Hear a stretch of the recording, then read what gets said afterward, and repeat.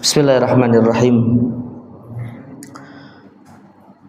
Assalamualaikum warahmatullahi wabarakatuh.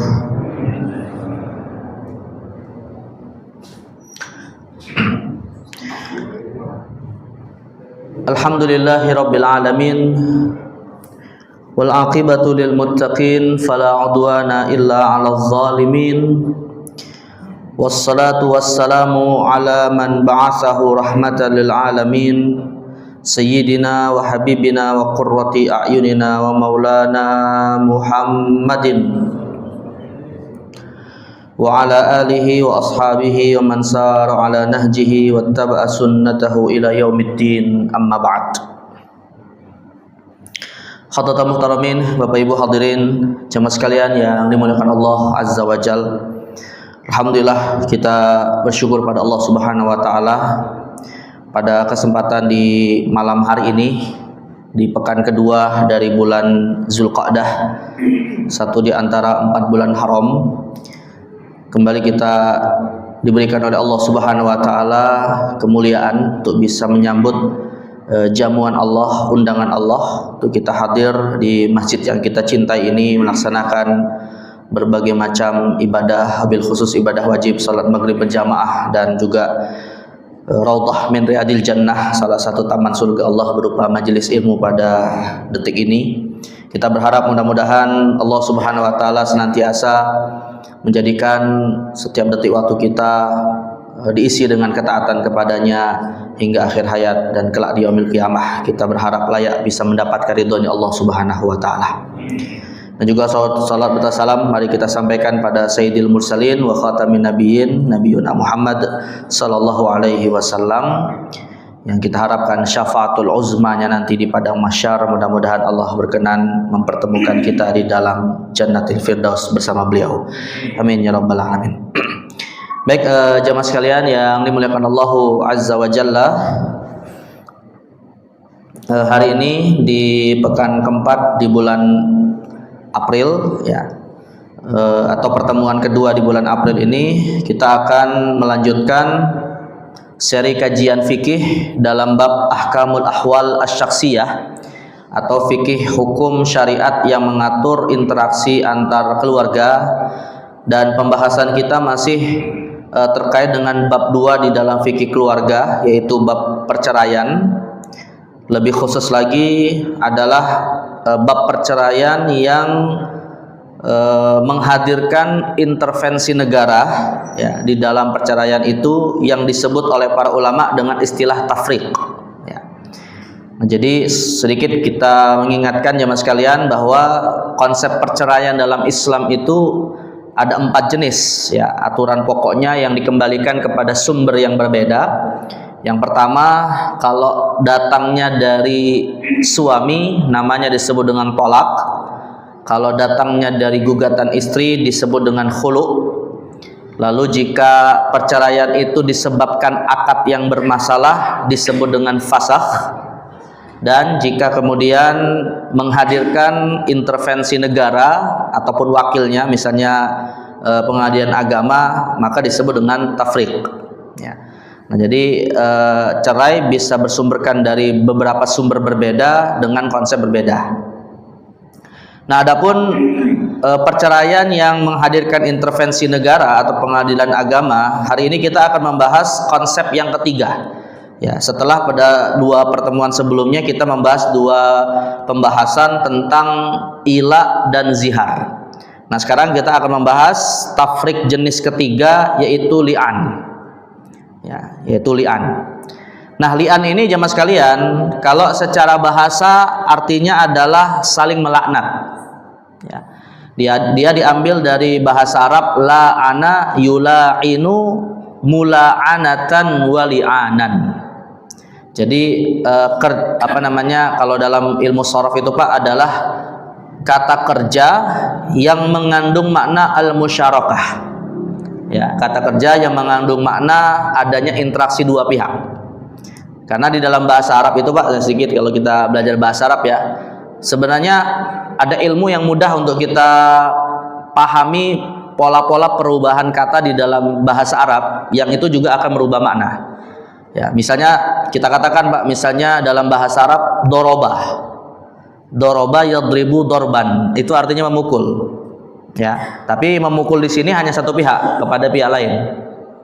Tapi kalau kita ingin rubah Pak, kata kerja memukul menjadi saling memukul, gimana berubahnya? Yang pernah belajar bahasa Arab, tinggal tambahkan saja alif menjadi doroba, yudoribu mudorobatan wadiroban.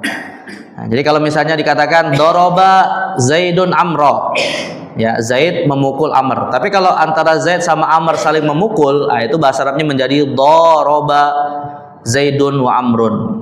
Nah, jadi kalau dalam bahasa Arab Pak, melaknat dalam bahasa Arab ya, melaknat satu pihak melaknat pihak yang lain antara subjek dan objek, itu disebut dalam bahasa Arab la'ana yal'anu la'natan, melaknat.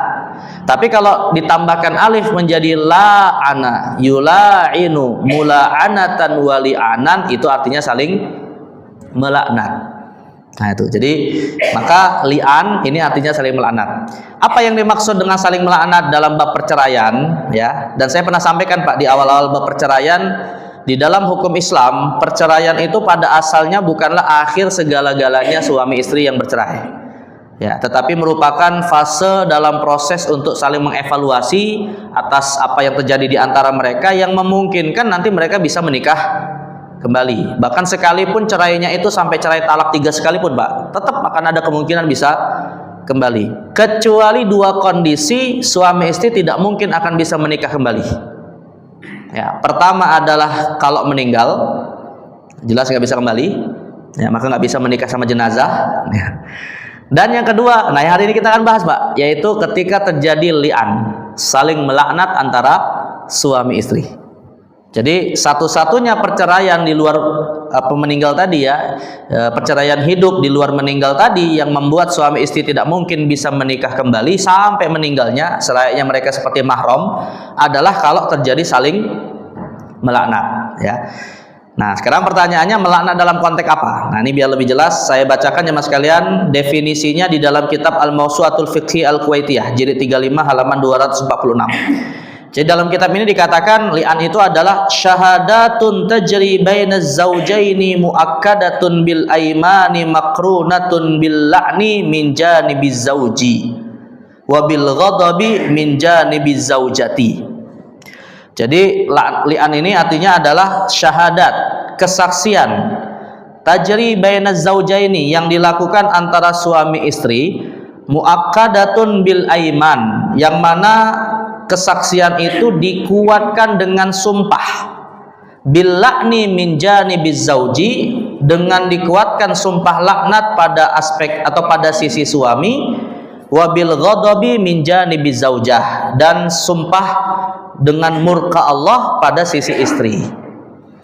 Artinya gini Pak, teknisnya adalah ketika ada seorang suami ya, atau mudahnya gini Pak, nih biar lebih jelas kasusnya. Jadi kasusnya itu Pak intinya adalah tuduhan zina. Ya, jadi seorang suami misalnya menuduh istrinya berbuat zina. Nah, tapi istrinya kemudian tidak mengakui tuduhan tersebut, Pak. Ya, istrinya tidak mau mengakui tuduhan tersebut. Nah, yang jadi masalah adalah ketika suami menuduh istrinya berbuat zina, itu tidak bisa mendatangkan pembuktian yang diakui oleh syariat, yaitu 4 orang saksi. Dan hukum Islam yang paling keras itu, Pak, yang juga pembuktiannya cukup berat itu ya ini, apa namanya, zina. Karena nanti hukuman zina itu pidana Islamnya adalah rajam mati kalau sudah menikah. Maka pembuktiannya juga biasanya cukup berat ya, karena kalau hukumannya berat Pak, berarti pembuktiannya juga pasti berat ya. Dan 4 orang saksi ini Pak, nih saya agak sedikit meluas ke masalah apa namanya pidana zina ya. 4 orang saksi ini Pak harus dihadirkan ya, dan semuanya menyaksikan perbuatan zina itu dalam waktu yang sama. Jadi nggak boleh misalnya gini Pak, 4 orang saksi dihadirkan di pengadilan atas tuduhan zina. Yang pertama melihatnya hari Senin, yang kedua Selasa, yang ketiga Rabu, yang keempat Kamis. Ya, kalau sudah ada perbedaan waktu dari kesaksian, maka otomatis tidak diakui, gugur. Ya, malah yang memberi kesaksian itu yang dihukum nanti Pak. Ya. Yang memberi kesaksian yang salah itu yang malah nanti dihukum sebagai tindak pencemaran nama baik. Namanya disebut qazaf. Dihukum sebanyak atau dihukum cambukan sebanyak 80 kali. Jadi yang dituduh malah bebas dari tuduhan, yang menuduh tapi tidak pembuktiannya tidak diakui itu malah yang dihukum. Dan 4 orang saksi ini tadi Pak disyaratkan selain dia melihat dalam waktu yang sama, juga melihat atau secara kredibilitas dan secara moralitas, 4 orang ini adalah orang yang dikenal oleh masyarakat sebagai orang soleh. Jadi bukan orang sembarangan Pak. Ya nggak bisa misalnya yang memberikan kesaksian yang ngerekam lagi buat video porno, nggak bisa. Jadi harus 4 orang yang dikenal orang baik di masyarakat. Nah, yang lebih sulit lagi Pak, para ulama fikih memberikan syarat kesaksiannya harus langsung dengan mata mereka sendiri, seperti melihat timba masuk ke dalam sumur. Artinya apa Pak? Melihat secara langsung kemaluan laki-lakinya berada di dalam kemaluan si wanita. Live, live, bukan pakai video. Apalagi zaman sekarang Pak, yang pakai AI orang bisa membuat fitnah. Harus live, melihat secara langsung, ya. Nah, jadi makanya wajar Pak, hukumannya juga berat sampai sampai pidana rajam, ya, karena pembuktiannya juga tidak mudah, ya. Makanya kalau misalnya nih Pak, ini seandainya nih Pak ya, seandainya ya terjadi kondisi kita misalnya Pak, ya nggak sengaja, kita nggak sengaja sendirian Pak, kita nggak sengaja sendirian mendapati ada orang berbuat zina, ya, berbuat zina, kita sendirian menyaksikan itu Pak, ya. Secara hukum bagaimana kita kemudian mengkompromikan, ya, antara kewajiban melakukan amar ma'ruf nahi mungkar, ya, man ra'a minkum munkaran falyughayyirhu biyadihi, siapapun yang melihat kemungkaran hendaknya dia bisa merubahnya dengan tangannya, dengan kekuasaannya. Tapi di sisi yang lain Pak, kita nggak bisa mendatangkan 4 saksi karena kita sendiri melihat. Nah, itu gimana solusinya nih Pak? Karena kalau seandainya kita yang nanti akan mengadukan, ya, lalu kemudian kita nggak bisa mendatangkan 4 saksi, yang dihukum siapa? Walaupun yang kita benar, walaupun gitu Pak ya, yang dihukum siapa? Yang dituduh atau yang menuduh? Yang menuduh. Nah, maka solusinya bagaimana Pak? Di satu sisi ada kewajiban nahi mungkar, di sisi yang lain pembuktiannya nggak bisa kita hadirkan, ya. Nah, maka dalam hal ini Pak, ya, nahi mungkarnya tetap dilakukan, tapi dengan menasihati mereka. Ya, artinya bukan dengan mengadukannya kemana? Ke pengadilan. Ya, kalau kita misalnya bisa mengajak masyarakat untuk biasa kalau di masyarakat itu kan Pak dulu ada film bukan film sih, biasanya diajak tetangga-tetangganya untuk nyerang istilahnya Pak? Yang gerebek maksudnya. Nah, itu gerebek gitu kan. Nah, kalau itu misalnya bisa dilakukan ya silakan. Nah, tapi semuanya harus hadir menyaksikan secara langsung masuknya kemaluan laki-laki ke dalam kemaluan si wanita. Jadi bukan hanya melihat misalnya mobilnya goyang-goyang misalnya, enggak, ya. Atau hanya melihat selimutan, nggak bisa. Ya, harus terbukti secara ini. Dan yang kedua Pak, di masa Rasulullah SAW pernah ada Pak kasus zina yang kemudian Nabi memutuskan rajam, tapi bukan karena pembuktian 4 saksi. Karena itu mustahil terjadi di masa Rasulullah SAW.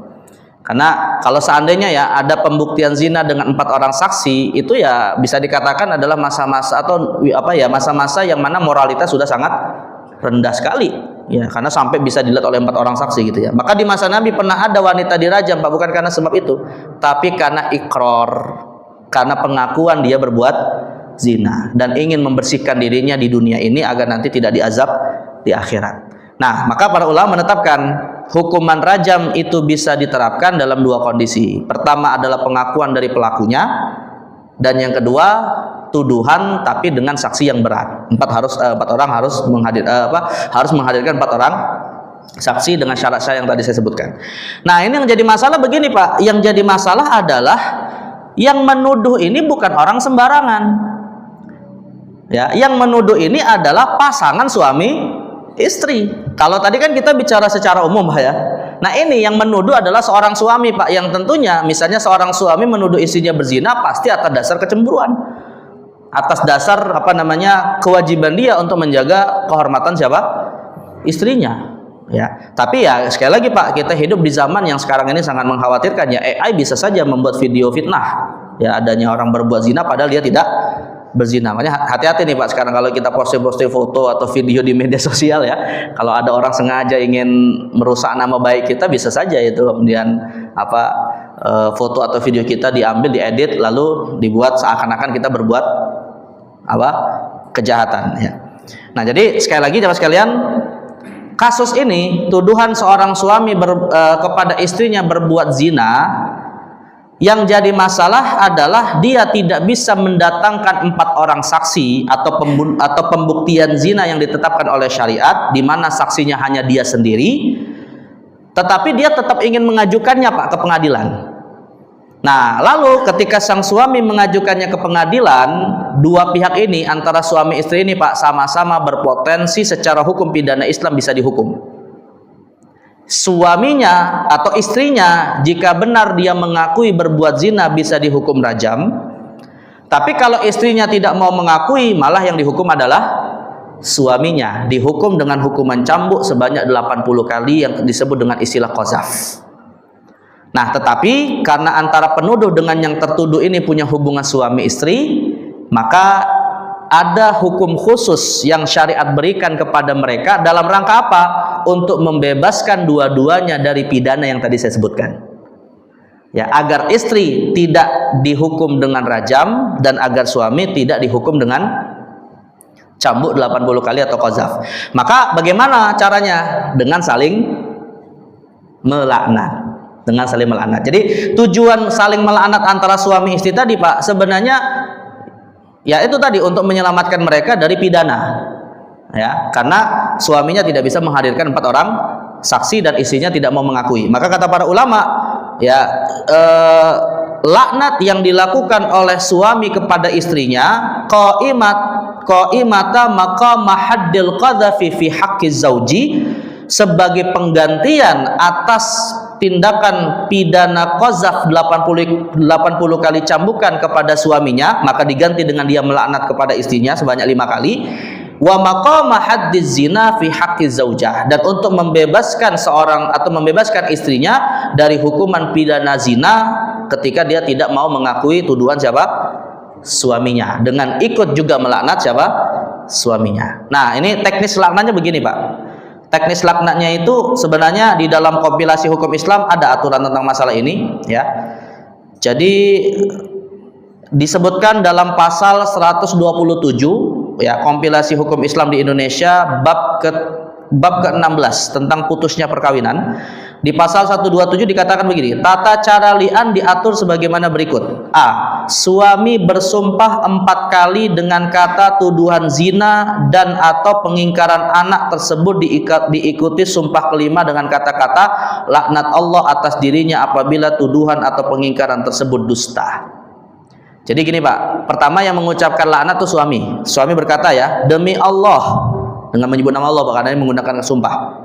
Jadi sang suami mengatakan, demi Allah, ini sang suami Pak ya, bukan saya sebagai suami Pak ya, biar saya nggak disuduh melaknat istri saya gitu. Sang suami, ini orang lain yang kita sebutkan ya. Jadi dia berkata, demi Allah ya, aku bersaksi bahwa istriku berbuat zina. Demi Allah aku bersaksi bahwa istriku berbuat zina. Sampai 4 kali, demi Allah aku bersaksi istriku berbuat zina. Nah, untuk yang kelima kalinya laknat itu kembali kepada dirinya.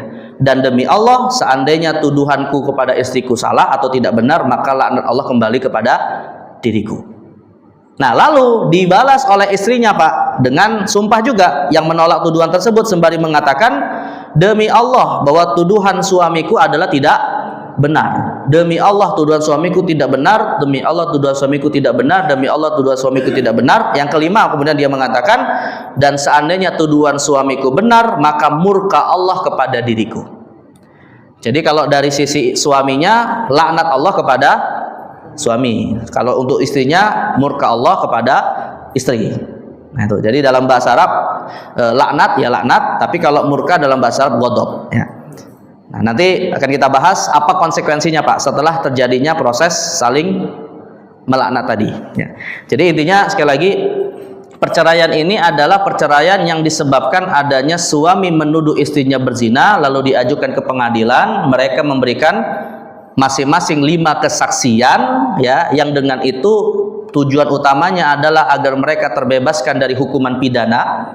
Tapi karena kita bicara dalam konteks perceraian Pak, yang menjadi persoalannya adalah apa dampak dari saling melaknat. Nah, ini salah satunya adalah terjadinya perceraian ya. Baik, sebelum kita masuk kepada dampaknya ya, dan juga nanti ada rincian masalahnya. Apa dasarnya jemaah sekalian? Apa dasar syariat saling melaknat antara suami istri ini? Dasarnya adalah surat An-Nur ayat 6 sampai ayat 8. Jadi surat An-Nur ayat 6 sampai ayat 8. Nah, ini ayatnya sebenarnya mengungkapkan apa yang tadi kita sebutkan, Pak. Kata Allah mengatakan, "Walladzina yarmuna azwajahum wa lam yakun lahum syuhada illa anfusuhum." Dan orang yang menuduh istrinya berbuat zina padahal mereka tidak memiliki saksi-saksi selain diri mereka sendiri. Ya, seorang suami yang menuduh istrinya berzina tidak bisa menghadirkan saksi kecuali dirinya sendiri. Fasyahadatu ahadihim arba'u syahadatin billahi innahu laminas shadiqin. Maka persaksian suami tersebut adalah 4 kali dia bersumpah dengan nama Allah, sesungguhnya dia adalah termasuk orang yang benar. Wal khamisatu anna la'natullahi alaihi in kana minal kadzibin. Dan dia bersumpah untuk yang kelimanya bahwa laknat Allah atas dirinya jika dia termasuk orang yang berdusta. Wa yadra'u anhul azab an tashhada arba'a syahadatin billahi innahu laminal kadzibin. Lalu kemudian istrinya menghindarkan dirinya dari hukuman atas tuduhan suaminya tadi dengan dia bersumpah atas nama Allah, sesungguhnya suaminya termasuk orang-orang yang dusta. Wal khamisata anna ghadaballahi 'alaiha in kana minas shadiqin. Lalu kemudian dia bersumpah yang kelima, dan jika suaminya adalah orang yang benar, maka Allah akan memberikan murka kepada dirinya. Nah, ini dalil terkait dengan syariat li'an di dalam surat An-Nur ya, ayat 6 sampai ayat 8. Nah, sekarang ayat ini, Pak, ada konteks sejarahnya. Ada sababun nuzulnya. Ya, nah ini sababun nuzul ini untuk lebih kita mendapatkan penjelasan kasus ya, penjelasan kasus sebelum turun ayat ini kepada Rasulullah SAW, Pak. Apa yang terjadi di masa Rasulullah? Ini diriwayatkan oleh Imam Muslim dari Anas bin Malik radhiyallahu anhu. Kasusnya ini ada seorang laki-laki namanya Pak Inna Hilal ibn Umayyah. Ya, jadi ada seorang suami, seorang laki-laki yang berstatus sebagai suami namanya Hilal bin Umayyah. Qazafa imra'atahu bisyariki bin Sahma. Dia menuduh istrinya berbuat zina dengan seorang laki-laki yang bernama Syarik bin Sahma. Nah, ini ya, ingat namanya, Pak, Hilal bin Umayyah dan Syarik bin Sahma. Nah, ini biar kalau nanti penasaran kita cari di akhirat, Pak. Dua orang ini. Nah, lalu jadi Hilal, intinya mudahnya, Pak, Hilal menuduh istrinya berzina dengan Syarik. Ya. Nah, lalu kata Anas bin Malik, wa kana awwala rajulin la'ana fil Islam. Hilal ini, kata Anas bin Malik, Pak, adalah laki-laki pertama yang menjalankan syariat li'an dalam sejarah Islam. Jadi orang pertama yang melaksanakan li'an di hadapan Rasulullah namanya adalah Hilal, yang menuduh istrinya berzina dengan Syarik, ya. Qala fala'anaha, di mana dia kemudian melaknat istrinya, dan turunlah surat An-Nur ayat berapa tadi itu, Pak? 6 sampai 8 tadi ya. Nah, ini ya kisah singkatnya kayak itu, Pak, ya. Tapi yang ingin saya tambahkan, Pak, ada hal menarik terjadi dalam cerita ini, Pak. Setelah, singkat cerita gini, Pak, setelah Hilal lalu melaknat dengan dengan 5 kesaksian kepada Allah terhadap istrinya, dan istrinya kemudian menolak tuduhan tersebut dengan mengembalikan laknat tersebut kepada suaminya. Singkat cerita, Pak, 2 suami istri ini, antara Hilal dengan istrinya itu lalu diputuskan pernikahannya. Tapi istrinya, Pak, dalam kondisi hamil. Jadi Hilal ketika menuduh istrinya berzina, istrinya itu dalam kondisi hamil. Otomatis, Pak, Hilal tidak mau mengakui bayi yang dikandung oleh siapa? Oleh istrinya ini. Nah, ceritanya menariknya begini, Pak. Beberapa saat berikutnya, Nabi tiba-tiba bersabda kepada sebagian sahabat. Ya, Nabi tiba-tiba, Pak, bersabda kepada sebagian sahabat. Nabi sebenarnya tahu, Pak, siapa yang benar.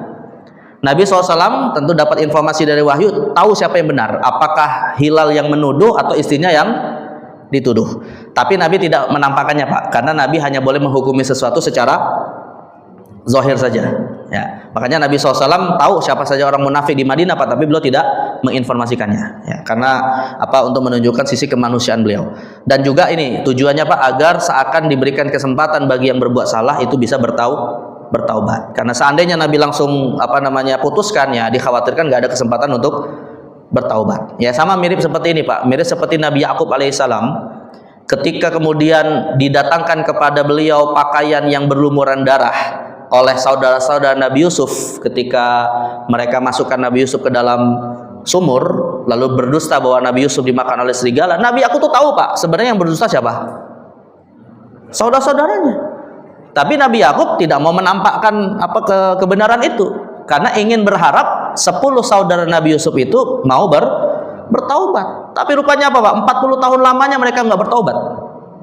Sampai terbukti ketika nanti Nabi Yusuf alaihissalam bisa berkuasa di Mesir. Bahkan ya ketika Nabi Yusuf alaihissalam itu Pak sudah berkuasa di Mesir pun, ini 10 saudara Nabi Yusuf ini nggak mengakui bahwa mereka melakukan kesalahan. Itu tadi bayangkan ya, anak-anak Nabi saja Pak harus menunggu 40 tahun lamanya untuk bisa taubat. Ya, akhirnya sekarang jadi nenek moyangnya Benyamin Netanyahu itu Pak. Ya. Jadi sekali lagi ya, Rasulullah tidak langsung ingin menyampaikan kebenaran itu dengan tujuan ada harapan, karena yang melakukan kejadian ini sahabat Nabi bukan Pak? Sahabat, ini Syarik ini sahabat, Hilal ini sahabat, istrinya juga sahabat gitu ya. Jadi nggak mau istilahnya memberikan kesempatan kepada mereka untuk bertaubat. Nah, tapi Nabi memberikan indikator, Nabi memberikan tanda-tanda Pak. Setelah itu Nabi bersabda kepada sebagian sahabat ya, diriwayatkan oleh Anas bin Malik, abasiruha, wahai para sahabat, perhatikan anak yang nanti lahir setelah anak yang lahir dari wanita yang tadi hamil, yang tadi dituduh suaminya berbuat zina. Fa in ja'at bihi abyadu sabitan qadi al-ainaini fa huwa li Hilal ibn Umayyah. Kata Rasulullah SAW Pak, jika kalian mendapati anaknya itu kulitnya berwarna putih, berambut lurus dan matanya agak merah, tandanya bayi tersebut adalah anak dari Hilal bin Umayyah. Artinya anak dari suaminya. Tapi wa in ja'at bihi aqhal ja'dan hamsyas saqaini fahuwa li Syarik ibn Sahma. Tapi kalau bayi yang lahir ini tadi adalah matanya warna hitam, rambutnya keriting dan betisnya ramping, maka bayi tersebut adalah milik Syarik ibn Sahma. Nah, atau mudahnya gini Pak, kalau rambut si bayinya lurus berarti milik Hilal suaminya. Tapi kalau rambutnya keriting berarti selingkuhannya. Secara biologis maksudnya Pak, secara biologis. Apa yang terjadi Pak? Akhirnya si bayi lahir, kata Anas bin Malik kemudian menceritakan, fa unbitu annaha ja'at bihi aqhal ja'dan hamsyas saqaini. Aku diberitahukan oleh orang-orang bahwa bayi yang lahir rambutnya keriting. Terbukti bahwa siapa yang benar? Suaminya, dan istrinya berbuat zina. Tapi yang menarik begini Pak, berlaku ketentuan hukum seperti yang hari ini kita kenal Pak. Hukum berlaku bahasa kita Pak? Hukum berlaku surut ya istilahnya. Hukum berlaku surut. Artinya Pak, setelah suami istri ini saling melaknat, Nabi kemudian membebaskan mereka dari hukuman pidana rajam dan qazaf, lalu memutuskan pernikahannya dibatalkan dan tidak bisa menikah kembali. Ya, beberapa bulan berikutnya ketika terbukti lewat kemiripan si bayi bahwa yang benar adalah sang suami, Nabi tidak mempersoalkan hukum yang kemarin telah dilakukan. Artinya Nabi SAW dalam hal ini Pak tidak kembali meninjau ulang apa yang terjadi, walaupun sudah terbukti yang salah adalah istrinya. Artinya dikembalikan urusan mereka kepada Allah Subhanahu Wa Taala. Itu jadi artinya sudah jelas siapa yang benar, namun karena keputusan hakim sudah final istilahnya gitu Pak, lewat li'an, maka apa yang terjadi itu tidak dipersoalkan kembali.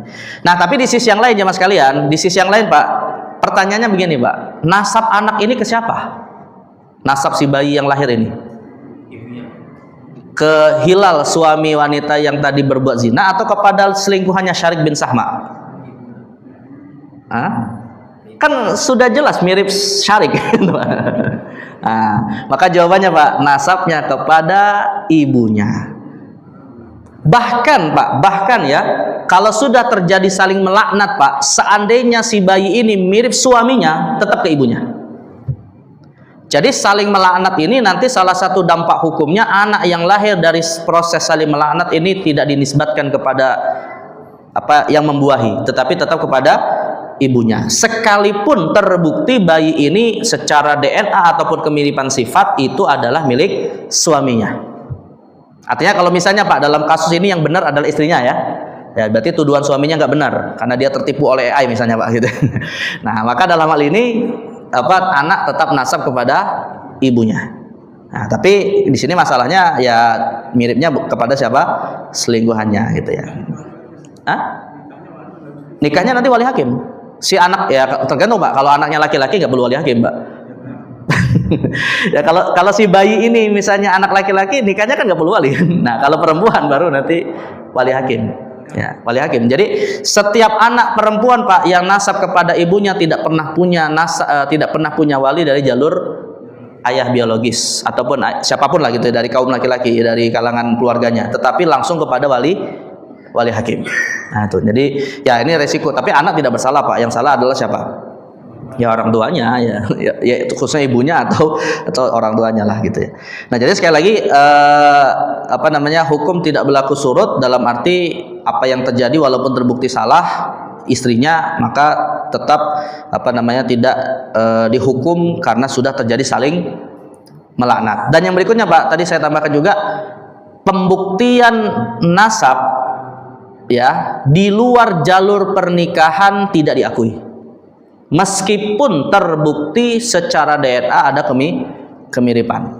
Nah, metode yang dilakukan oleh Rasulullah ini Pak, ketika menyamakan seorang bayi dengan kemiripan sifat dengan bapaknya, ini diistilahkan oleh para ulama dengan sebutan qiyafah.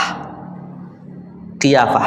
Ya, jadi kalau ada istilah qiyafah itu maksudnya Pak, menyamakan sifat antara anak dengan orang tua.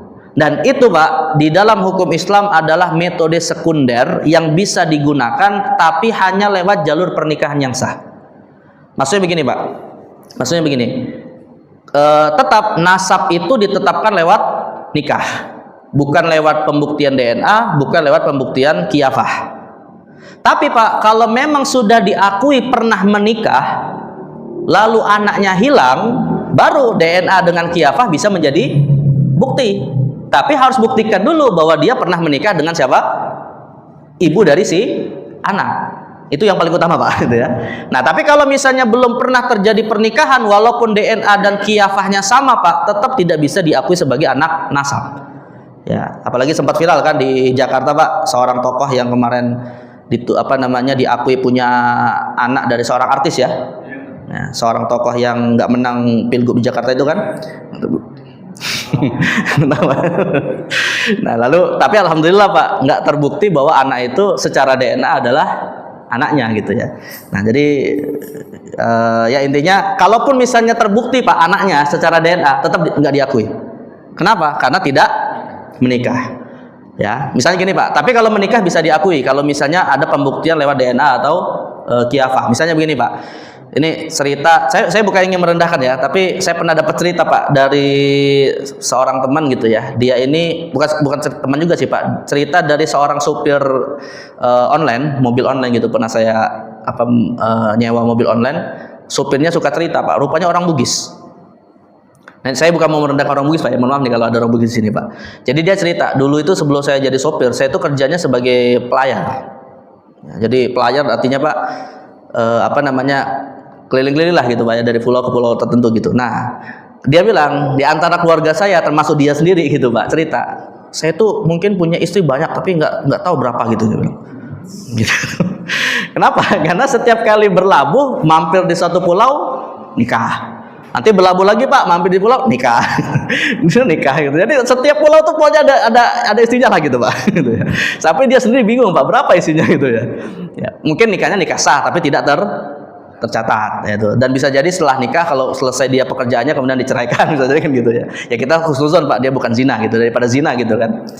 Nah, tapi ketika sudah dia menikah seperti itu Pak dan mungkin saksinya dari keluarga istrinya kemudian mengetahui hal tersebut, ya bisa saja kemudian hamil kan punya anak.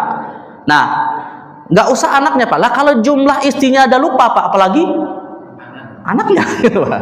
Dan misalnya Allah takdirkan antara bapak sama anak ini ketemu Pak ketika dewasa si anak ini tadi ya, Lalu kemudian ya kayak inilah Pak, kayak apa namanya film-film Dracin itu Pak ya, drama-drama Cina itu. Nah itu ketika misalnya mereka bertemu, bisa nggak mereka kemudian mengakui bahwa statusnya sebagai anak dan bapak? Bisa saja Pak, nanti dibuktikan lewat apa? Tes DNA misalnya, atau misalnya awalnya ketika ketemu kok mirip secara wajah gitu ya. Nah itu jadi kalau ada yang pernah merasa punya anak tapi hilang Pak, ini kalau ketemu di mana gitu ya, kalau mirip, nah itu langsung tes DNA Pak. Nah tapi dengan catatan pengakuan atas anak tersebut harus juga dibuktikan bahwa pernah menikah dengan ibunya gitu. Tapi kalau misalnya tidak bisa membuktikan itu Pak, walaupun itu adalah anak biologisnya tetap tidak diakui ya. Jadi maka nasab yang sah hanya lewat jalur nikah yang syar'i ya. Baik, nah jadi ini dasar li'an dan beberapa masalah tentang nasab anak. Nah sebabnya apa jemaah sekalian? Sebabnya ada dua Pak ya, sebenarnya sebabnya ada dua. Kalau tadi yang kita sebutkan cuma satu sebab, yaitu suami menuduh istri berzina tapi tidak bisa mendatangkan 4 orang saksi. Tapi ada juga Pak, bukan tuduhan zina, walaupun ini secara implisit, di mana sang suami tidak mau mengakui anak yang dikandung oleh istrinya. Itu juga bisa apa namanya menyebabkan mereka boleh saling melaknat di pengadilan. Jadi misalnya ada seorang suami Pak, dia nggak secara langsung menuduh istrinya berbuat zina, tapi ketika istrinya hamil dia kemudian menuduh bahwa anak yang dikandung istrinya itu bukan anaknya. Nah maka ya bisa saja kemudian dia mengajukan saling melaknat istrinya khususnya ya, karena secara tidak langsung kan berarti istrinya dituduh berzina gitu kan. Nggak mungkin apa namanya istrinya hamil tanpa ada yang menggauli kan ya, sekarang nggak ada lagi zaman Nabi Isa Pak ya. Nah jadi otomatis istrinya dituduh berzina dan akhirnya bisa terjadi proses saling laknat juga ya. Nah maka tujuan untuk saling melaknat itu apa ya? Untuk sang suami yang menuduh agar tidak dihukum qazaf 80 kali cambukan, dan untuk istri agar tidak dihukum rajam ya. Dan yang kedua Pak, yang kedua adalah, nah ini menariknya begini Pak, ini bukan berarti diskriminasi Pak ya. Li'an ini hanya berlaku kalau yang menuduh adalah suami. Tapi kalau dibalik gimana Pak? Kalau dibalik istrinya yang menuduh suaminya berzina, nah, ya makanya ini masalah suami bisa 4, tapi bisa saja apa yang kedua ketiganya itu bukan pernikahan gitu ya, selingkuh atau apa gitu Pak, kan menuduh zina juga ujung-ujungnya kan. Nah maksud saya kalau yang menuduh zina adalah istri Pak, itu bisa berlaku li'an nggak? Jawabannya tidak. Tidak. Li'an itu hanya berlaku antara tuduhan suami kepada istri. Tapi kalau istri menuduh suaminya berbuat zina Pak, maka yang syariat hanya memberikan hak kepada istrinya boleh menggugat cerai. Menggugat cerai atau khulu, tapi bukan lewat proses li'an. Nah, bedanya kalau li'an implikasinya adalah mereka tidak boleh menikah lagi. Tapi kalau istrinya kemudian menuduh suaminya berzina ya, dan tidak ada li'an, yang ada adalah gugatan cerai atau khulu, lalu terbukti Pak tadi rupanya yang dituduh berzina tadi rupanya istri kedua, nikah siri ya, dan istrinya kemudian menyesali hal tersebut, sudah nuduh suaminya berzina padahal itu adalah istri yang sah. Bisa nggak istri yang pertama tadi menggugat cerai kemudian nikah lagi? Bisa. Sama ya. Jadi kalau mau itu, kalau mau nikah lagi gitu ya. Ya mungkin karena faktor anak lah, atau mungkin karena faktor ekonominya lah. Itulah, daripada nggak ada yang nafkain, mending udahlah diakui aja lah, diizinkan aja suaminya poligami gitu kan. Toh juga kalau suaminya poligami setengah minggu kan bisa istirahat, gak harus melayani gitu kan. Nah gitu. Kan gitu. 7 hari kan, kalau pembagian harinya harus adil tuh ya. 1 bulan misalnya 30 hari ya, 15 hari istri pertama, 15 hari istri kedua. Berarti kan 15 hari di mana dia tidak melayani suaminya bisa dimanfaatkan Pak untuk sosialita lah, untuk arisan lah, untuk kumpul-kumpul sama temennya lah. Ya kan ada hikmahnya juga gitu ya. Nah, masalahnya nggak mau istri yang kayak gini. Gitu. Padahal setengah bulan dia tidak harus melayani suaminya. ada wanita, ada ibu nggak ada. Baik ya, jadi ya, tapi tetaplah poligami itu potensi konfliknya besar Pak gitu ya. Jadi kalau nggak mau berkonflik nggak usah poligami lah. Ya, itu jelas itu Pak. Baik, nah jadi sekali lagi kalau li'an pernikahannya harus dibatalkan dan tidak boleh mereka menikah kembali. Ya, dasarnya adalah perkataan Umar, al-mutalainan yufarraq bainahuma wa la yajtami'ani abadan. Dua pihak yang saling melaknat itu dipisahkan antara mereka, nikahnya dibatalkan dan tidak boleh menikah kembali. Nah, jadi seperti statusnya sebagai mahram. Dan yang terakhir seperti yang tadi kita sebutkan Pak, anak yang lahir dari proses li'an ini dinisbatkan atau dinasabkan kepada ibunya, artinya bukan kepada bapaknya, meskipun terbukti secara DNA dan kiyafah bahwa itu adalah biologis dari bapaknya, tapi tetap nasabnya kepada ibunya. Baik, terakhir jamaah sekalian, kalau ingin mengetahui aturan hukum positif di negara kita Pak tentang masalah li'an, silakan dibaca pasal 125 sampai 128 ya. Jadi artinya ada 4 pasal yang mengatur tentang proses li'an di dalam aturan positif di Indonesia. Tapi saya belum pernah Pak mendapatkan, artinya belum pernah menyaksikan langsung adanya saling li'an ini Pak. Undang-undang bukan undang perkawinan, KHI, kompilasi hukum Islam, yang sekarang masih berlaku di mana pengadilan agama. Ya. Nah, jadi kalau ada mungkin ada yang kerja di pengadilan agama atau ada kenalan dari hakim pengadilan agama Pak, ya bisa tanya itu gimana. Mungkin pernah ada praktek-praktek seperti ini, tapi jarang lah ya. Baik, mungkin ini yang bisa saya sampaikan jamaah sekalian, karena waktu juga yang batasi kita, sudah masuk waktu Isya. Ada yang mau tanya Pak mungkin? Ya.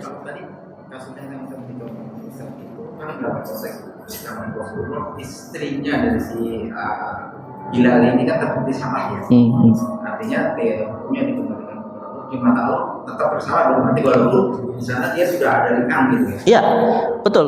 Artinya gini Pak, walaupun malah gini ya, kalau istri dari Hilal ini Pak, dia tidak bertaubat, dosanya kan double sebenarnya Pak. Pertama, dosa dia tidak mengakui tuduhan suaminya, dan dosa dusta dalam sumpahnya. Double dari dosanya kan. Ya tadi apa murka, bukan laknat lagi, murka gitu. Laknat dari suaminya 4 kali, murka dari Allah 1 kali. Berarti kan besar ininya apa namanya dampak di akhiratnya kan. Nah, walaupun dia kemudian walau gini Pak, artinya ya seandainya, saya nggak tahu cerita lanjutannya gimana Pak ya, tapi seandainya ketika Nabi informasikan itu didengar oleh si siapa wanitanya tadi, dan akhirnya dia bilang enggak, saya nggak berzina gitu kan, tuduhan mantan suami saya itu salah, padahal jelas-jelas Nabi memberikan isyarat dia yang salah. Malah dosanya 3 dalam hal ini Pak, karena menolak informasi dari Nabi Muhammad SAW. Makanya jamaah sekalian, ini pelajaran pentingnya Pak. Kita kadang di satu sisi bersyukur nggak hidup di zaman Rasulullah Pak. Coba kalau kita hidup di zaman Rasulullah Pak, kita berbuat dosa nggak bisa kita sembunyi dari dosa itu. Dan kalau kita kemudian tidak mengakui dosa tersebut Pak, pada Nabi sudah memberikan informasi, khawatirnya kita menjadi kufur kepada Rasulullah SAW. Nah, jadi jangan kita mengira wah enak banget ya hidup di zaman Rasulullah, ya bisa jadi Abu Bakar, bisa jadi Umar, belum tentu Pak, malah bisa jadi Abu Jahal, Abu Lahab, ya tergantung.